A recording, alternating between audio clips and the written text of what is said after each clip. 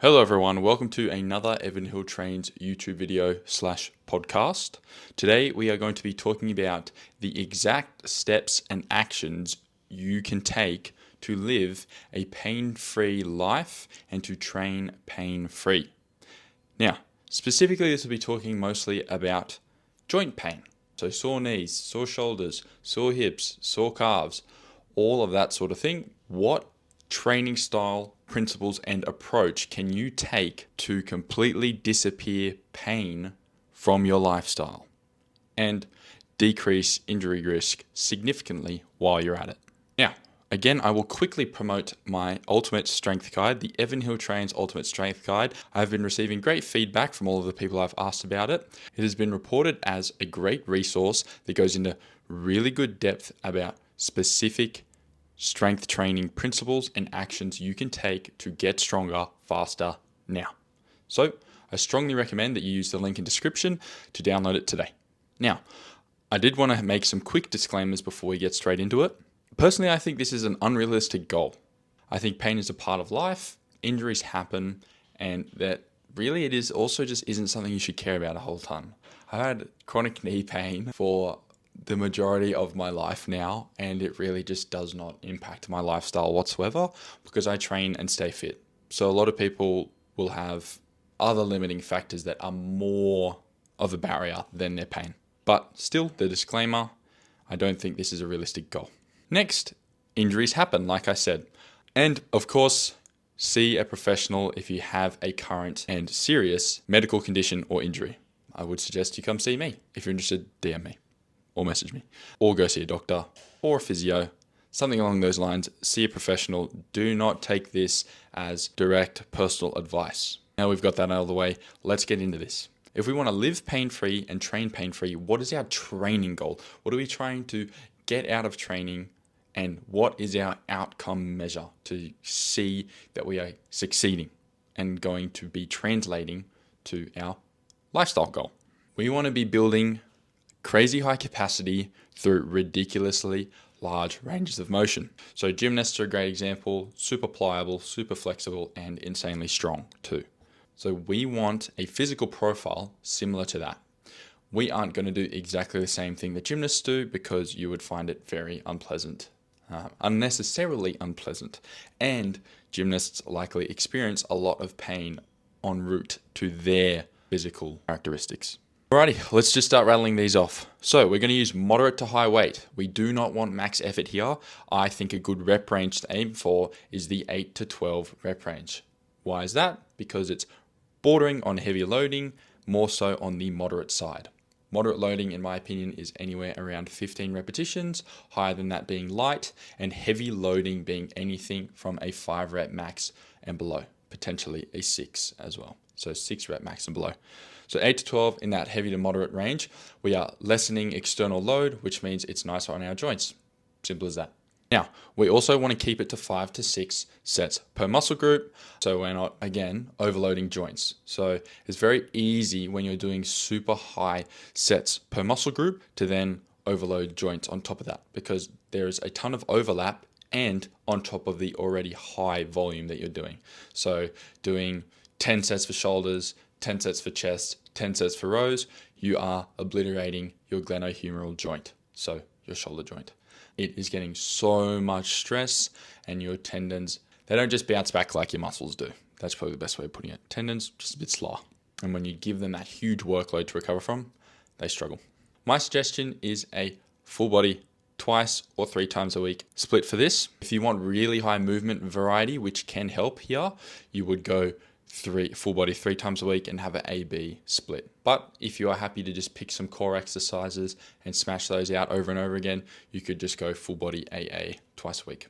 Now, we are never training to failure in this instance. So if we want to recover, bounce back, and build a ton of capacity as quickly as possible, we want to think about our cost to benefit ratio. As we get closer and closer to failure and eventually reach failure, that failure rep and the 0 rep and reserve rep are the most costly and most beneficial, but in the grand scheme of things, we're losing more than we're gaining in this context. So We are not hitting failure, and we are aiming for 1 to 2 reps in reserve on every exercise, 8 to 12 reps. Along with it being quite costly and fatiguing, it's also not relevant to the goal. So if we want to build a lot of capacity and we want to explore large ranges of motion, we don't need to be training to failure to do that. So it's quite simple. It's just not worth our while.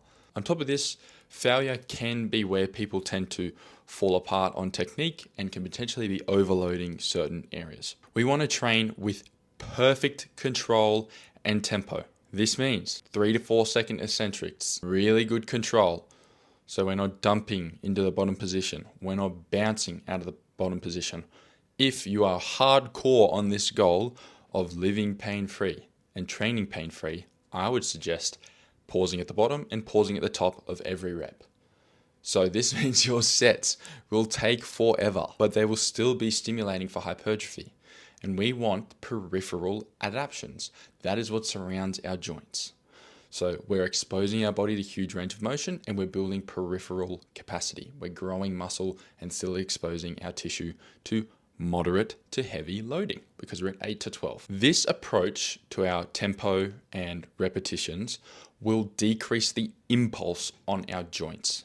So impulse is the speed of force. When we have really high impulse, that's when we're thinking about stretch shortening cycle, super high fast forces. And once again, this can be quite straining on joints. In the grand scheme of things, it's not the end of the world, but we're training for an unrealistic goal here. So we're doing unrealistic things. Next, gruelingly slow progression. You will be aiming to progress every 2 to 3 weeks. And these are still very little steps in the right direction, upwards. So no progressing weekly, no trying to progress weekly. Perfect technique, perfect tempo, own the stretch, be meticulous with it, and enjoy that grind of nailing every rep. And once you can do that and get to 12 reps and have it feel like that was actually a piece of cake, then you will progress and hopefully be at the bottom of that rep range again, around the 8 or 9 or 7 mark. Then I've alluded to it a couple of times already, but we're going to use a huge range of motion. We're going to utilize deficit variations. So think deficit straight leg deadlifts. We're going to use behind the neck variations. We're going to put our body in positions it traditionally wouldn't like so that it starts to like it. So that nothing can be presented to us in day-to-day life that we haven't done already. So behind the neck pressing, behind the neck pull downs. Think extreme and do it. So external rotations, exercises that really challenge your ball and socket joints. Think hips and shoulders. Take them in a super deep range, twist them and stretch them. We're going to do all of it. Doing this, like I said, exposes your body to it. It's not a new position. It's not a new thing when you encounter it in day-to-day life. And it is much less likely to lead to a pain response from your brain. We have to remember that pain is a signal from the brain, not the body. So your body sends signals to your brain and your brain interprets them. If our body is not stressed by anything in day-to-day life, then the risk of us getting a pain signal from the brain is incredibly low. Next, we will be getting a shit ton of sarcomerogenesis and increase in muscle length. So it will be incredibly hard for us to strain muscles.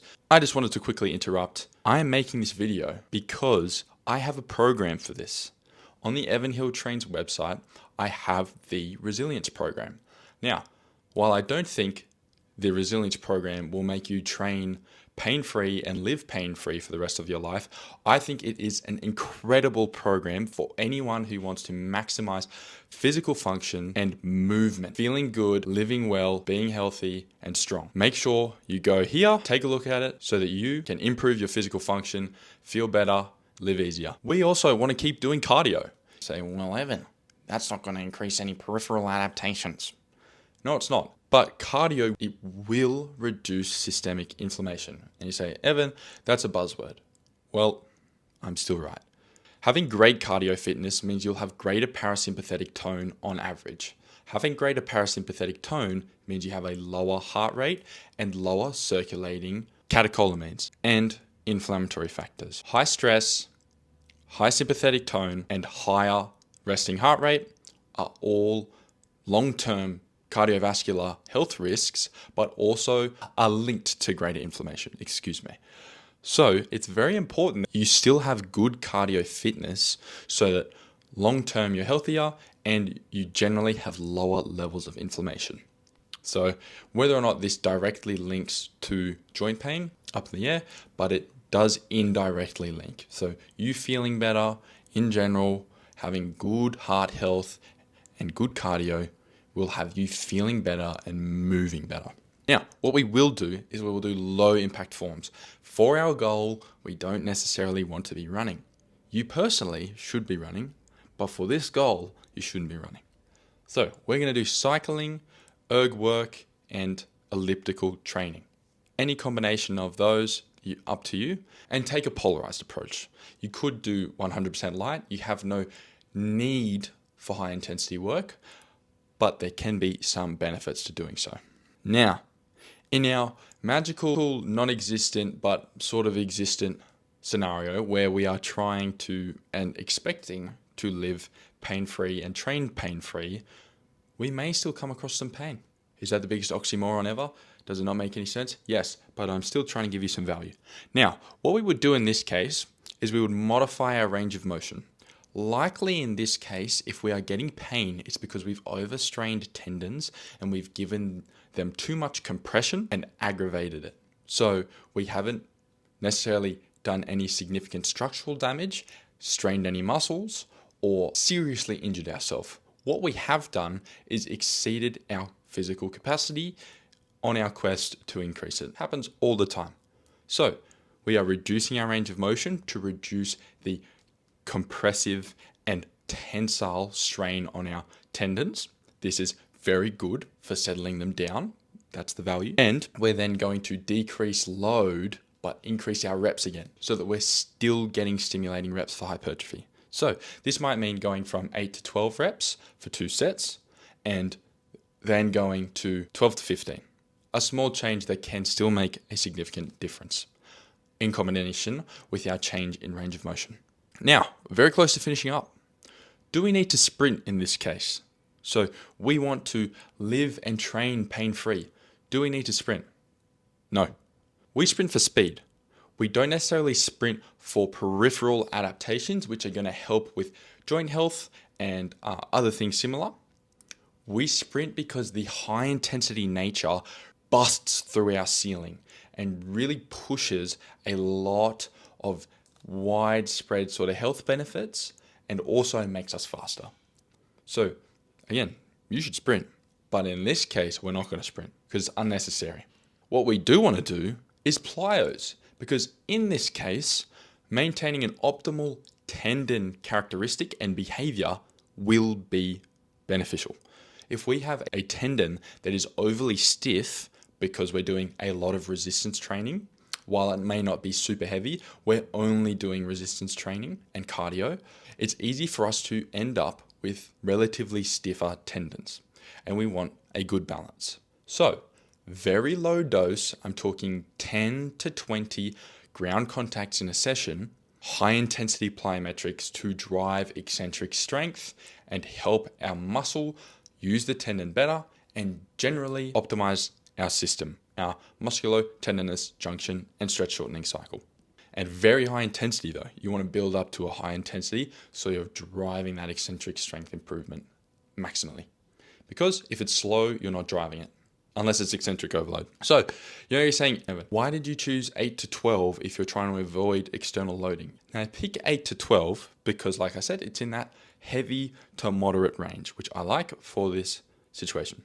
But also, if we start to push into the 15 to 20 reps, I think you are much more susceptible to joint pain because now you are overloading from pure repetitiveness, pure recoiling of your tendon. You're doing likely a lot of fast reps, which leads to more recoiling of tendons, more tendon damage, and overall greater volumes at the same time. So it's more damaging volume and more of it. So if we can just really be super nitpicky and say that 8 to 12 is probably that sweet spot for this specific situation. That is everything for our YouTube video /podcast today. Thank you for listening and watching. Make sure to subscribe on YouTube and follow if you're on one of the podcast platforms. Leave a comment or review. And again, I wanted to remind you that I actually have a program for this sort of goal. So if you're wanting to train specifically for physical function and ease of life, wanting to make life feel a lot more comfortable and a lot easier, I have a program for it. Visit the website in the description or at this link and you can get it today. And one last time, the Evan Hill Trains Ultimate Strength Guide, link in description. Download it today for free. Thank you.